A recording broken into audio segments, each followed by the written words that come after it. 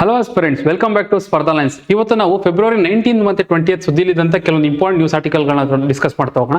ಅದ್ರ ಜೊತೆಗೆ ಒಂದಷ್ಟು MCQಗಳನ್ನ ಸಾಲ್ವ್ ಮಾಡ್ತಾ ಹೋಗೋಣ. ಸೊ ಇವತ್ತೆಲ್ಲ ಏನೇ ಡಿಸ್ಕಸ್ ಮಾಡ್ತೀವಿ ಅಂತಂದ್ರೆ ಎ ಇಂಪ್ಯಾಕ್ಟ್ ಸಮಿಟ್, ಇದು ಡೆಲ್ಲಿನಲ್ಲಿ ನಡೆದಿರುವಂಥದ್ದು, ಎ ಸಂಬಂಧಪಟ್ಟಿರುವಂಥದ್ದು. ಎಷ್ಟು ದೊಡ್ಡ ಸಮಿಟ್ ಅಂತಂದ್ರೆ ಗ್ಲೋಬಲ್ ಸೌತ್ ಅಂತ ಏನು ಹೇಳ್ತೀವಲ್ಲ, ಸೊ ಅದ್ರಲ್ಲಿ ನಡೆದಿರುವಂಥ ಅತಿ ದೊಡ್ಡ ಸಮಿಟ್ ಆಗಿರುತ್ತೆ. ಸೊ ಅದ್ರ ಔಟ್ಕಮ್ ಸ್ವಲ್ಪ ನೋಡ್ತಾ ಹೋಗೋಣ. ನೆಕ್ಸ್ಟ್ ಬಂದು ಬಿ ಕಾರಿಡಾರ್ ಅಂತ, ಈ ಒಂದು ಏನು ಜೇನುನೊಣಗಳಿರ್ತಾವಲ್ಲ, ಸೊ ಅದನ್ನ ಪ್ರೊಟೆಕ್ಟ್ ಮಾಡಬೇಕು ಅಂತ ಹೇಳ್ಬಿಟ್ಟು ಅಥವಾ ಬಯೋಡೈವರ್ಸಿಟಿನ ಪ್ರಮೋಟ್ ಮಾಡಬೇಕು ಅಂತ ಹೇಳ್ಬಿಟ್ಟು national highway authority of India ಇದನ್ನ ಡೆವಲಪ್ ಮಾಡ್ತಾ ಇದೆ. ಸೊ ಹಾಗಾಗಿ ಇದ್ರ ಬಗ್ಗೆ ಡಿಸ್ಕಸ್ ಮಾಡ್ತಾ ಹೋಗೋಣ.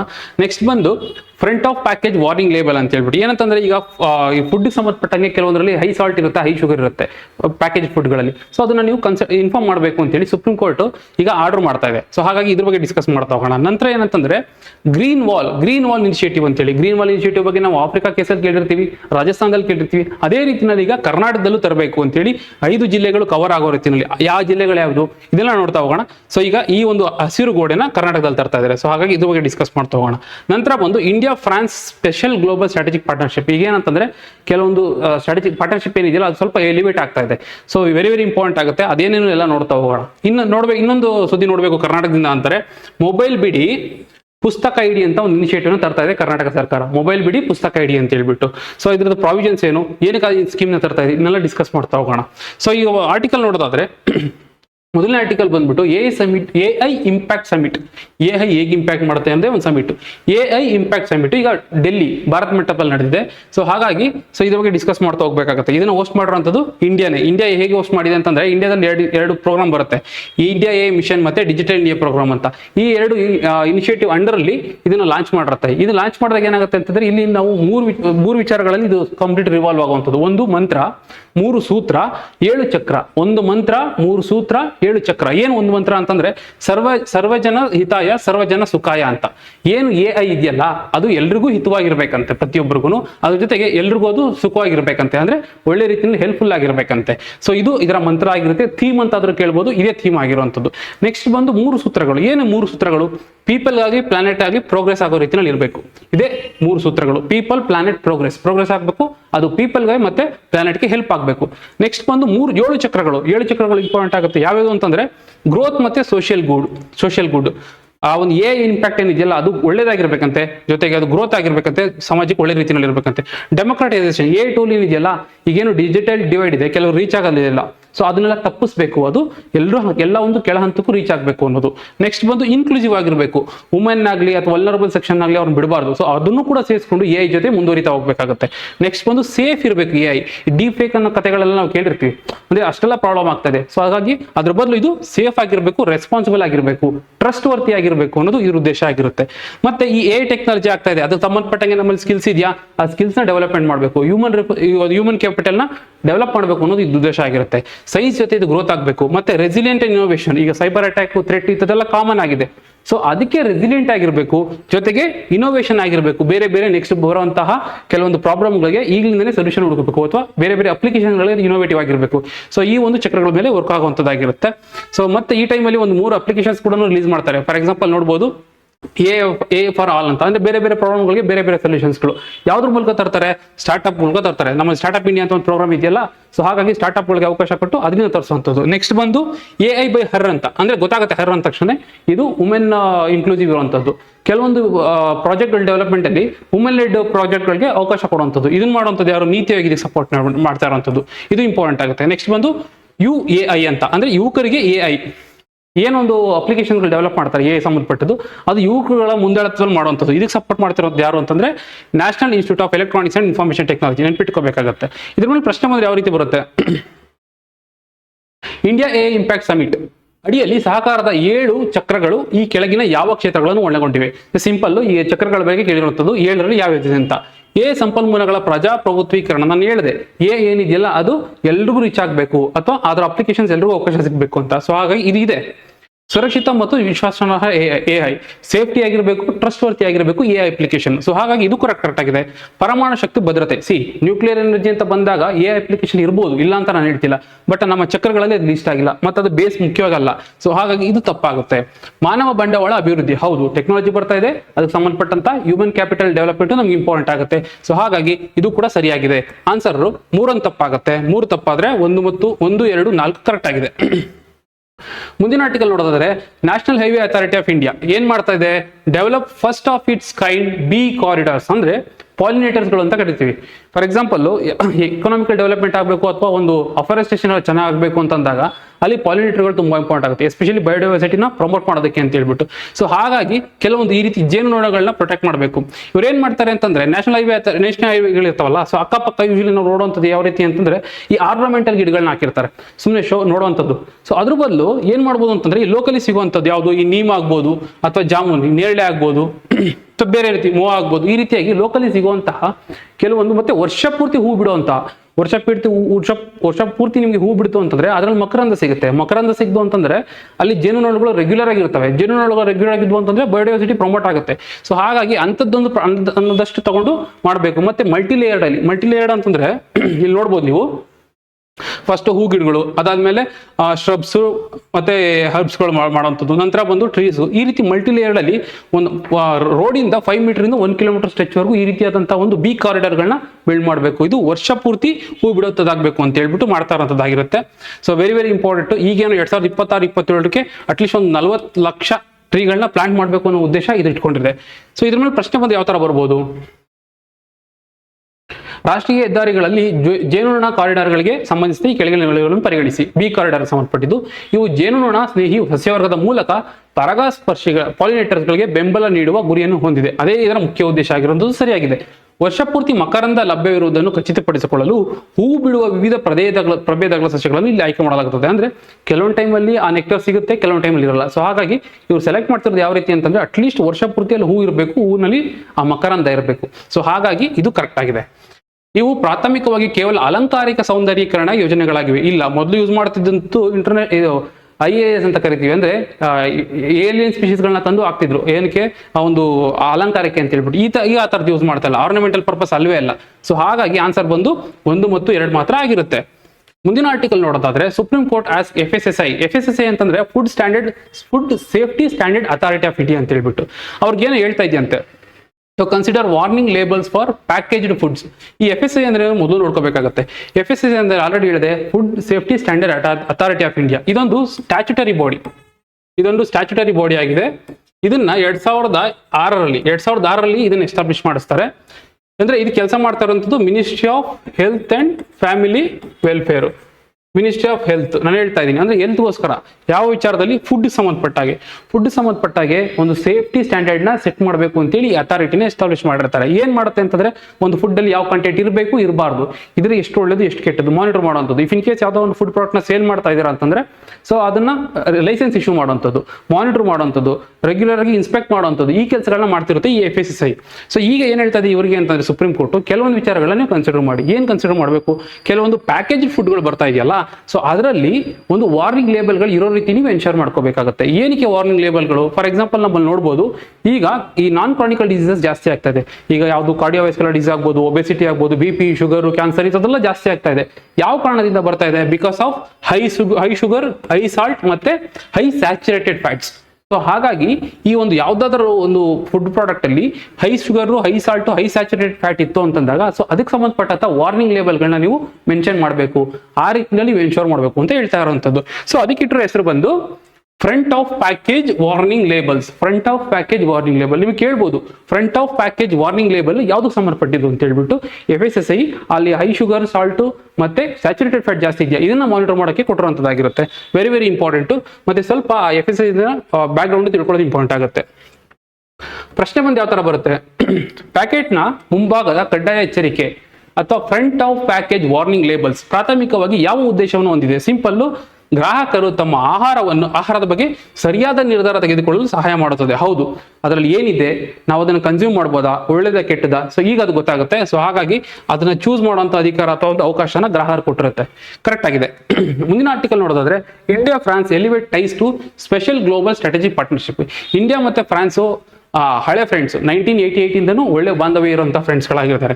ಸೊ ಈಗ ಅವರಲ್ಲಿದ್ದಂತಹ ಒಂದು ಪಾರ್ಟ್ನರ್ಶಿಪ್ ಏನಿದೆಯಲ್ಲ ಅದನ್ನ ಎಲಿವೇಟ್ ಮಾಡ್ತಾ ಇದ್ದಾರೆ. ಎಲ್ಲಿವರೆಗೂ? Special global strategic partnership. ಅಂದ್ರೆ ಬೇರೆ ಬೇರೆ ಸೆಕ್ಟರ್ಗಳು, for example defence, critical minerals ಮತ್ತೆ ಇನೋವೇಷನ್. ಎಸ್ಪೆಷಲಿ ಡಿಫೆನ್ಸ್ ಅಂತ ನೋಡಿದಾಗ ನೀವು ಅಬ್ಸರ್ವ್ ಮಾಡ್ಬೋದು, ಇಲ್ಲಿ ನಾವು ರಫೇಲ್ ತರಿಸ್ಕೊಂಡಿದ್ದು ಯಾವ್ದ್ರಿಂದ? ಫ್ರಾನ್ಸ್ ಇದ್ದಾನೆ. ಹೌದಲ್ವಾ, ಫ್ರಾನ್ಸ್ ಮ್ಯಾನುಫ್ಯಾಕ್ಚರ್ ಮಾಡ್ಕೊಟ್ಟಿದ್ದು. ನೆಕ್ಸ್ಟ್ ಸ್ಕಾರ್ಪಿಯನ್ ಸಬ್ಮರೈನ್ಸ್ಗಳು, ಸೊ ಇದಕ್ಕೆ ಹೆಲ್ಪ್ ಮಾಡಿದ್ದು ಇದೇ ಫ್ರಾನ್ಸ್ ಆಗಿರುತ್ತೆ. ಮತ್ತೆ ಹ್ಯಾಮರ್ ಮಿಸೈಲ್ ಈಗ ಏನು ಡೆವಲಪ್ ಮಾಡ್ತಾ ಇದೆಯಲ್ಲ BEL ಅಲ್ಲಿ, ಸೊ ಅದಕ್ಕೆ ಸಪೋರ್ಟ್ ಮಾಡಿ ನಿಂತಿರುವಂಥದ್ದೇ ಈ ಒಂದು ಫ್ರಾನ್ಸ್ ಆಗಿದೆ. ಇದೆಲ್ಲ ಇಂಪಾರ್ಟೆಂಟ್ ಆಗುತ್ತೆ, ಯಾವ ಕಂಟ್ರಿನ ತಿಳ್ಕೊಬೇಕಾಗುತ್ತೆ. Next H-125 helicopter final assembly line ಬಗ್ಗೆ ಮಾತಾಡ್ತಾ ಇದ್ದೆ ಲಾಸ್ಟ್ ವಿಡಿಯೋನಲ್ಲಿ, ಕೋಲಾರಲ್ಲಿ ಎಸ್ಟಾಬ್ಲಿಷ್ ಮಾಡಿದ್ದಾರೆ ಅಂತ. ಸೊ ಅದನ್ನ ಎಸ್ಟಾಬ್ಲಿಷ್ ಮಾಡೋದಕ್ಕೂ ಹೆಲ್ಪ್ ಮಾಡಿರುವಂಥದ್ದೇ ಫ್ರಾನ್ಸ್. ಇದು ಡಿಫೆನ್ಸ್ ಆದರೆ ಇನ್ನು ಬೇರೆ ಬೇರೆ ವಿಚಾರಗಳು, ಫಾರ್ ಎಕ್ಸಾಂಪಲ್ ಕ್ಲೈಮೇಟ್ ಅಂತ ತಗೊಂಡ್ರೆ ಪ್ಯಾರಿಸ್ ಡೀಲ್ ನಾವು ಹ್ಯಾಂಡ್ ಇನ್ ಹ್ಯಾಂಡ್ ಹೋಗ್ತಾ ಇದೀವಿ. ಮತ್ತೆ ಇಂಟರ್ನ್ಯಾಷನಲ್ ಸೋಲಾರ್ ಅಲಯನ್ಸ್ಗೆ ಸಾಕಷ್ಟು ಹೆಲ್ಪ್ ಮಾಡಿದೆ, ನಮ್ಮದೇ ಆದಂಥ ಇನಿಷಿಯೇಟಿವ್ ಇದು. ನೆಕ್ಸ್ಟ್ ಬಂದು ಡಿಸಾಸ್ಟರ್ ರೆಸಿಲೆಂಟ್ ಇನ್ಫ್ರಾಸ್ಟ್ರಕ್ಚರ್ ಕೋಯಿಲೇಷನ್ ಮಾಡ್ಕೊಂಡಿರ್ತೀವಿ. ಆ ಡಿಸಾಸ್ಟರ್ ರೆಸಿಲೆಂಟ್ ಇನ್ಫ್ರಾಸ್ಟ್ರಕ್ಚರ್ ಅಂದ್ರೆ ಡಿಸಾಸ್ಟರ್ನ ತಡೆಯುವಂತಹ ಇನ್ಫ್ರಾಸ್ಟ್ರಕ್ಚರ್ನ ಬಿಲ್ಡ್ ಮಾಡಬೇಕು ಅಂತ. ಸೊ ಅದಕ್ಕೆ ಇದು ಸಹಾಯವಾಗಿದೆ. ಸೊ ಹಾಗಾಗಿ ಸಾಕಷ್ಟು ವಿಚಾರಗಳು ಇದೆ ಅಂತಲ್ಲ, ಈವನ್ ಜಿಯೋ ಎಕನಾಮಿಕ್ ಗವರ್ನೆನ್ಸ್ ಅಂತ ಬಂದಾಗ್ಲೂ ನಮ್ದು India middle East European economic corridor ಅಂತ ಬಿಲ್ಡ್ ಮಾಡ್ತಾ ಇದೀವಿ. ಅಂದ್ರೆ ಮುಂಬೈಯಿಂದ ಹಿಡಿದು ರಷ್ಯಾದ ಸೆಂಟ್ ಪೀಟರ್ಬರ್ಗ್ವರೆಗೂ ನಾವು ಒಂದು ಕಾರಿಡಾರ್ನ ಎಸ್ಟಾಬ್ಲಿಷ್ ಮಾಡಿಸ್ತಾ ಇದೀವಿ. ಸೊ ಅದರಲ್ಲಿ ಮಧ್ಯ ಬರುವಂಥದ್ದು ಫ್ರಾನ್ಸ್ ಬರುತ್ತೆ. ಸೊ ಅವರು ಕೂಡ ಫುಲ್ ಸಪೋರ್ಟಿವ್ ಆಗಿದೆ, ಇದಕ್ಕೆ ಸಪೋರ್ಟಿವ್ ಆಗಿದೆ. ಅಷ್ಟೇ ಅಲ್ಲ, ನೆಕ್ಸ್ಟ್ ಬಂದು UNSC ರಿಫಾರ್ಮ್ ಆಗಬೇಕು. ಈಗೇನು ಪರ್ಮನೆಂಟ್ ಮೆಂಬರ್ಸ್ ಇದಾರಲ್ಲ ಅದ್ರ ವ್ಯಾಪ್ತಿನ ಜಾಸ್ತಿ ಮಾಡಬೇಕು UNSC ನಲ್ಲಿ ಅಂತ. ಸೊ ಅದಕ್ಕೆ 100% ಸಪೋರ್ಟ್ ಕೊಡ್ತಿದೆ ಫ್ರಾನ್ಸ್. ಅಷ್ಟೇ ಅಲ್ಲ, critical mineral supply, so cooperation ಕೊಡುವಂಥದ್ದು. ಸೊ ಈ ಕೆಲಸನೂ ಮಾಡೋದಕ್ಕೆ ಫ್ರಾನ್ಸ್ ತಯಾರಾಗಿದೆ. ಹೀಗೆ ಫ್ರಮ್ 1988 ಇಂದ ಏನು ಅಲ್ಲಿಂದ ಹಿಡಿದು ಇವತ್ತಿಗೂ ಅಂತನೂ ಅಲ್ಲ, ಫ್ಯೂಚರ್ಲಿ 2047 ರೋಡ್ ಮ್ಯಾಪ್ ಬಂದಿದೆ, ಒಂದು ಹಾರಿಜಾನ್ 2047 ಏನಿದೆಯಲ್ಲ, ಸೊ ಅಲ್ಲಿವರೆಗೂ ಹೆಲ್ಪ್ ಆಗಿದೆ ಫ್ರಾನ್ಸ್. ಸೊ ಹಾಗಾಗಿ ಎಕ್ಸಾಮ್ ದೃಷ್ಟಿಯಿಂದ ವೆರಿ ವೆರಿ ಇಂಪಾರ್ಟೆಂಟ್, ಎಲ್ಲ ಪಾಯಿಂಟ್ಸ್ ನೋಟ್ ಮಾಡಿ ಇಟ್ಕೋಬೇಕಾಗುತ್ತೆ. ಯಾವ ರೀತಿ ಕ್ವಶನ್ ಬರ್ಬೋದು, ಭಾರತ ಫ್ರಾನ್ಸ್ ಆರ್ಥಿಕ ಸಹಕಾರ ಅಡಿಯಲ್ಲಿ ಈ ಕೆಳಗಿನ ಯಾವ ಉಪಕ್ರಮಗಳನ್ನು ಪ್ರಮುಖವಾಗಿ ಗುರುತಿಸಲಾಗಿದೆ, ಯಾವ ಸೆಕ್ಟರ್ ಹೆಲ್ಪ್ ಮಾಡ್ತಾ ಇದೆ? ಭಾರತ ಮಧ್ಯಪ್ರಾಚ್ಯ ಯುರೋಪ್ ಆರ್ಥಿಕ ಕಾರಿಡಾರ್, ಕರೆಕ್ಟ್, ಇದನ್ನು ಡಿಸ್ಕಸ್ ಮಾಡಿದೆ. 2 ಬಾರಿ ತೆರಿಗೆ ತಪ್ಪಿಸುವ ಒಪ್ಪಂದಕ್ಕೆ ತಿದ್ದುಪಡಿಗಳು, ಅಂದ್ರೆ ಡಬಲ್ ಟ್ಯಾಕ್ಸ್ ಅವಾಯ್ಡೆನ್ಸ್ ಅಗ್ರಿಮೆಂಟ್ ಅಂತ ಒಂದು ಬರುತ್ತೆ.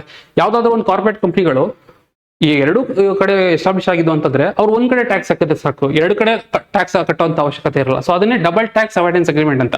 ಸೊ ಇದು ಕರೆಕ್ಟ್ ಆಗಿದೆ.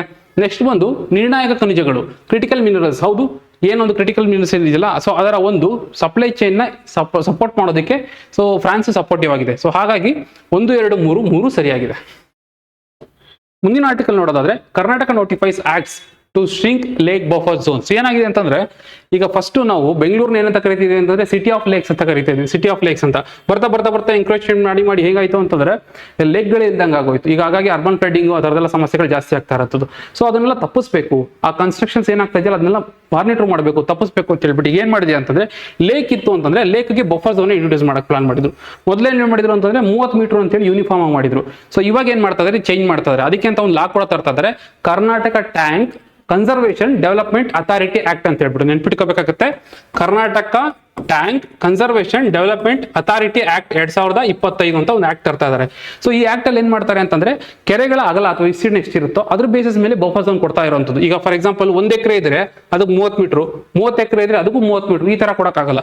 ಬದಲಿಗೆ ಏನ್ ಮಾಡ್ತಾರೆ ಅಂತಂದ್ರೆ, ಅಪ್ ಟು 1 ಎಕರೆ ಇತ್ತು ಅಂತ ಹೇಳ್ಕೊಳ್ಳಿ, ಅಪ್ ಟು 1 ಎಕರೆ ಇತ್ತು ಅಂದ್ರೆ 3 ಮೀಟರ್ ಬಫರ್ ಝೋನ್ ಕೊಡ್ತಾರೆ. ಅಪ್ ಟು 10 ಎಕರೆ ಇತ್ತು ಅಂತ ಹೇಳ್ಕೊಳ್ಳಿ, 6 metre buffer zone. If in case ಏನಾರ ಮೋರ್ ದನ್ 100 ಎಕರೆ ಇತ್ತು ಅಥವಾ 100 ಎಕರೆಗಿಂತ ಜಾಸ್ತಿ ಇತ್ತು ಅಂತಂದ್ರೆ ಅದಕ್ಕೆ 30 ಮೀಟರ್ ಬಫರ್ ಝೋನ್. ಸೊ ಈ ರೀತಿಯಾಗಿ ಡಿಸ್ಟಿಂಗ್ವಿಶ್ ಮಾಡ್ತಾ ಇರುವಂಥದ್ದು. ಸೊ ಅವಾಗ ಏನಾಗುತ್ತೆ ಅಂತಂದ್ರೆ, ನಿಮಗೆ ಎನ್ವಿರಾನ್ಮೆಂಟ್ ಕನ್ಸರ್ವೇಷನ್ ಅಥವಾ ಏನ್ ಹೇಳ್ತೀವಲ್ಲ ವೆಟ್ಲ್ಯಾಂಡ್ ಕನ್ಸರ್ವೇಷನ್, ಸೊ ಅದಕ್ಕೂ ಏನು ತೊಂದರೆ ಆಗಲ್ಲ, ಜೊತೆಗೆ ಎಕನಾಮಿಕ್ ಡೆವಲಪ್ಮೆಂಟ್ಗೂ ಏನು ತೊಂದರೆ ಆಗಲ್ಲ, ಮತ್ತೆ ಕ್ಲಾಶಸ್ ಆಗಲ್ಲ, ಕ್ಲಿಯರ್ ಆಗಿರುತ್ತೆಲ್ಲ. ಸೊ ಹಾಗಾಗಿ ವೆರಿ ಇಂಪಾರ್ಟೆಂಟ್ ಆಗುತ್ತೆ. ಇದ್ರ ಮೇಲೆ ಪ್ರಶ್ನೆ ಬಂದು ಯಾವ ರೀತಿ ಬರುತ್ತೆ,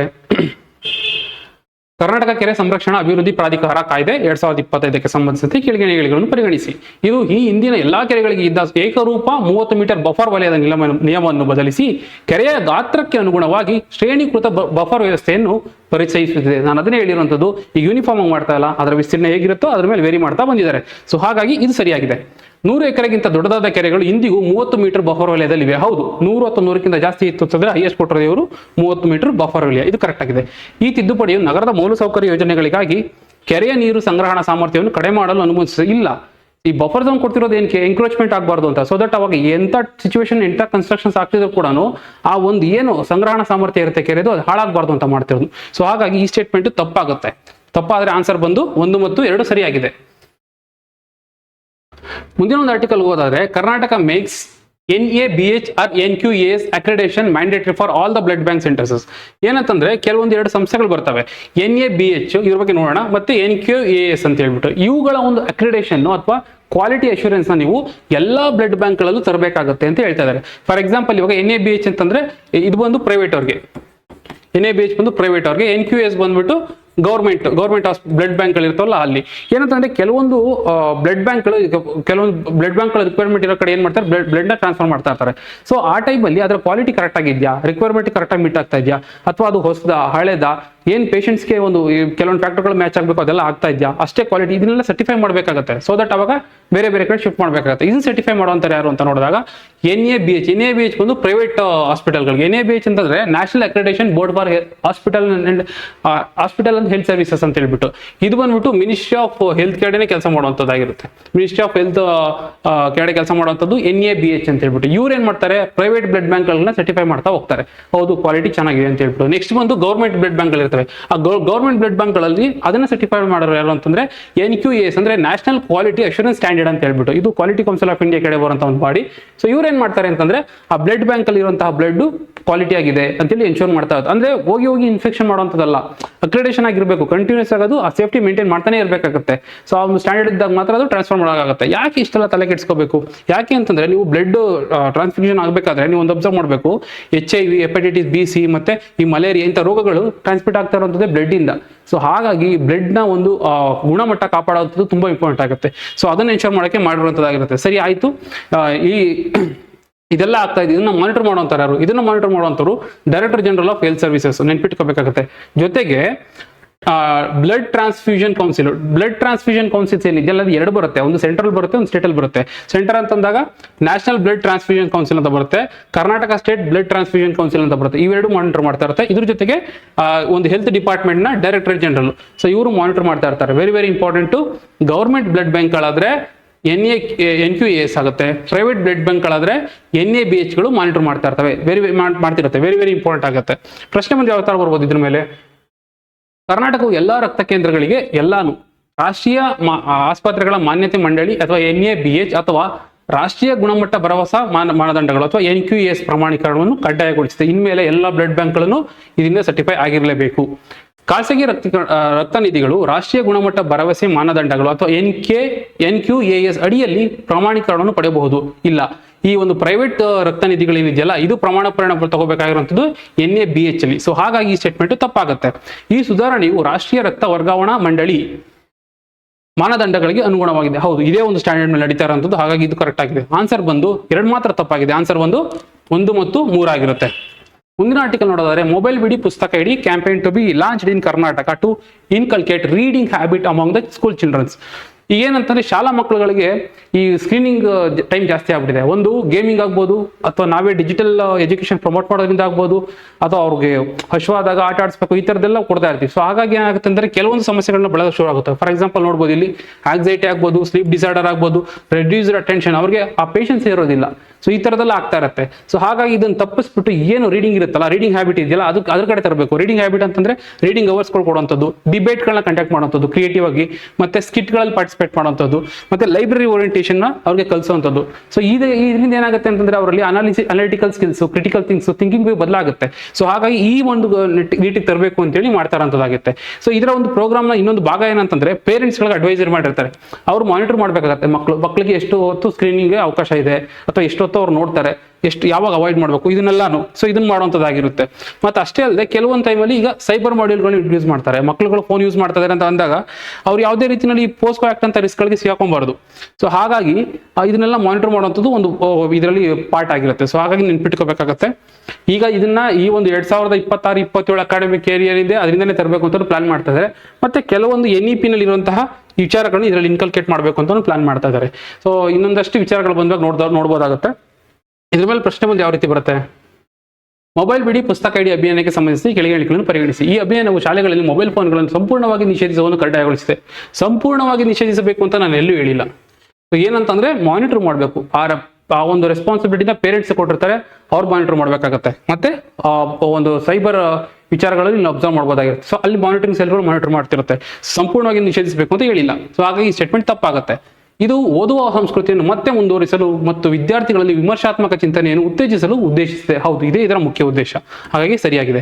ಇದು ರಾಷ್ಟ್ರೀಯ ಶಿಕ್ಷಣ ನೀತಿ 2026ರ ಉದ್ದೇಶಗಳಿಗೆ ಅನುಗುಣವಾಗಿದೆ. ಓಕೆ, NEP ನಲ್ಲಿ ಏನೋ ಒಂದು like learning, activity based learning ಈ ತರದೆಲ್ಲ ಇರುತ್ತಲ್ಲ, ಸೊ ಅದಕ್ಕೆ ಅನುಗುಣವಾಗಿದೆ. ಹಾಗಾಗಿ ಇದು ಕೂಡ ಸರಿಯಾಗಿದೆ.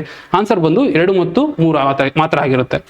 ಮುಂದಿನ ಆರ್ಟಿಕಲ್ ನೋಡೋದಾದ್ರೆ, planning to pan planning panel moves 350 kilometre green wall across 5 district in Karnataka to check the desertification. ಏನಾಗಿದೆ ಅಂತಂದ್ರೆ ಕರ್ನಾಟಕದಲ್ಲಿ 5 ಡಿಸ್ಟ್ರಿಕ್ಟ್ಗಳನ್ನ ಒಳಗೊಂಡಂತೆ ಈ ಬಿದರಿಂದ ಹಿಡಿದು ಬೆಳಗಾವಿವರೆಗೂ ಏನ್ ಮಾಡ್ತಾರೆ ಅಂತಂದ್ರೆ 350 ಕಿಲೋಮೀಟರ್ ವರೆಗೂ, ಅಂದ್ರೆ ಏನು ಸಮಿಡ್ ಅಥವಾ ಸೆಮಿ ಆರಿಡ್ ರೀಜನ್ ಇದೆಯಲ್ಲ, ಸೊ ಈ ಒಂದು ರೀಜನ್ ಅಲ್ಲಿ ಅಫಾರೆಸ್ಟೇಷನ್ ಪ್ರಮೋಟ್ ಮಾಡಬೇಕು, ಬಯೋಡೈವರ್ಸಿಟಿನ ಜಾಸ್ತಿ ಮಾಡಬೇಕು ಅಂತ ಹೇಳ್ಬಿಟ್ಟು ಏನ್ ಮಾಡಿದ್ದಾರೆ ಅಂತಂದ್ರೆ ಈ ಒಂದು ಗ್ರೀನ್ ವಾಲ್ ತರಬೇಕು ಅಂತ. ಈ ಗ್ರೀನ್ ವಾಲ್ ಇನಿಷಿಯೇಟಿವ್ ಅನ್ನೋದು ಮೊದಲು ಆಫ್ರಿಕಾದಿಂದ ನೋಡಿರ್ತೀವಿ, ಆಫ್ರಿಕಾದಲ್ಲಿ ಇತ್ತು, ನೆಕ್ಸ್ಟ್ ರಾಜಸ್ಥಾನದಲ್ಲಿ ಇಂಪ್ಲಿಮೆಂಟ್ ಮಾಡ್ತಾರೆ. ಸೊ ಅದನ್ನ ಈಗ ನಾವು ಕರ್ನಾಟಕದಲ್ಲಿ ತಂದಿದ್ದೀವಿ. ಸೊ ಎಲ್ಲಿ ಅಂತಂದ್ರೆ ಕೇಳ್ತಾರೆ, ವೆರಿ ವೆರಿ ಇಂಪಾರ್ಟೆಂಟ್ ಲೊಕೇಶನ್ಸ್ ಬಂದು ಬೆಳಗಾವಿ ಟು ಬಿದರ್ ಅಥವಾ ಬಿದರ್ ಟು ಬೆಳಗಾವಿ, ಬಿದರಿಂದ ಬೆಳಗಾವಿ ಅಥವಾ ಬೆಳಗಾವಿಯಿಂದ ಬಿದರ್ಗೆ ಆಗಿರುತ್ತೆ. ಸೊ ಏನೆಲ್ಲ ಅಡ್ವಾಂಟೇಜ್ ಆಗಿರುತ್ತೆ, ಕಾಮನ್ ಡೆಸರ್ಟಿಫಿಕೇಶನ್, ನೀನು ಆಲ್ರೆಡಿ ಹೇಳಿದ್ದು ಅರಿಡ್ ಅಥವಾ ಸೆಮಿ ಆರಿಡ್ ರೀಜನ್ ಅಂತ. ಸೊ ಅಲ್ಲಿ ಡೆಸರ್ಟಿಫಿಕೇಶನ್ ಕಾಂಪೇಟ್ ಮಾಡಬಹುದು, ಮರುಭೂಮೀಕರಣ ತಪ್ಪಿಸಬಹುದು, ಜೊತೆಗೆ ಗ್ರೌಂಡ್ ವಾಟರ್ ಡಿಪ್ಲಿಷನ್, ಏನೊಂದೊಂದು ಅಂತರ್ಜಲ ಇರುತ್ತಲ್ಲ ಅದನ್ನ ಮತ್ತೆ ರಿಜ್ಯುನೇಟ್ ಮಾಡಬಹುದು. ನೆಕ್ಸ್ಟ್ ಬಂದು ಮಿಟಿಗೇಟ್ ರೈಸಿಂಗ್ ಟೆಂಪರೇಚರ್, ಇಲ್ಲಿ ಟೆಂಪರೇಚರ್ ಜಾಸ್ತಿ ಇದೆ ಅದನ್ನು ಕಡಿಮೆ ಮಾಡಬಹುದು, ರಿಸ್ಟೋರ್ ಎಕೋಸಿಸ್ಟಮ್. ಸೊ ಈ ರೀತಿಯಾಗಿ ಸಾಕಷ್ಟು ವಿಚಾರಗಳನ್ನ ಇಲ್ಲಿ ತರಬಹುದಾಗಿರುತ್ತೆ. ಇದಕ್ಕೆ ಅಂತ ಸುಮಾರು ಒಂದು 15 ಕೋಟಿ ಎಸ್ಟಿಮೇಟ್ ಮಾಡಿದ್ದಾರೆ. ಬಟ್ ಇದು ಪೂರ್ತಿ ಇಂಪ್ಲಿಮೆಂಟೇಷನ್ ಬಂದಾಗ ಇದ್ರ ಐಡಿಯಾ ಬರುತ್ತೆ. ಇನ್ನೊಂದು ಸ್ಪೆಷಾಲಿಟಿ ಏನಂತಂದ್ರೆ, ಇವೊಂದು ನಾವು ಈಗ ಇದೆಲ್ಲ ಬೇರೆ ಬೇರೆ ಕಡೆ ಇನ್ಸ್ಪಿರೇಷನ್ ತಗೊಂಡ್ರು ಕೂಡ ಈಗ ಪ್ರೆಸೆಂಟ್ ನಾವು ಟೆಕ್ನಾಲಜಿಯಲ್ಲಿ ಅಡ್ವಾನ್ಸ್ಮೆಂಟ್ ಆಗಿದ್ವಿ. ಸೊ ಏನ್ ಮಾಡ್ಬೋದು, GIS ಯೂಸ್ ಮಾಡ್ಕೊಂಡು ಆ ಮ್ಯಾಪಿಂಗ್ ಮಾಡ್ಬೋದು ಹೇಗಾಗ್ತಿದೆ ಏನು ಅಂತ ಹೇಳ್ಬಿಟ್ಟು, ಮತ್ತೆ AI ಇಂದ ಪ್ರೆಡಿಕ್ಷನ್ ಮಾಡ್ಬೋದು, ಮತ್ತೆ ಸೊಲ್ಯೂಷನ್ಸ್ ಹುಡುಕ್ಬೋದು ಆ ಒಂದು ಅಫಾರೆಸ್ಟೇಷನ್ ಅಥವಾ ಗ್ರೀನ್ ವಾಲ್ ನ ಮೇಂಟೈನ್ ಮಾಡೋದಕ್ಕೆ. ಜೊತೆಗೆ IoT ನ ಬಳಸ್ಕೊಂಡು ರಿಯಲ್ ಟೈಮ್ ಮಾನಿಟರಿಂಗ್ ಮಾಡ್ಬೋದು, ಡೇಟಾ ಟ್ರ್ಯಾಕ್ ಮಾಡ್ಬೋದು. ಸೊ ಹೀಗಾಗಿ ಟೆಕ್ನಾಲಜಿಗಳ ಇಂಟಿಗ್ರೇಷನ್ ನಾವಿಲ್ಲಿ ಸ್ಪೆಷಲ್ ಆಗಿ ನೋಡ್ಬೋದಾಗಿರುತ್ತೆ. Very important. 5 ಡಿಸ್ಟ್ರಿಕ್ಟ್ಗಳನ್ನ ಕವರ್ ಮಾಡುತ್ತೆ, ಬೆಳಗಾವಿ ಟು ಬಿದರ್ ಅಂತ ನೆನ್ಪಿಟ್ಕೋಬೇಕಾಗುತ್ತೆ.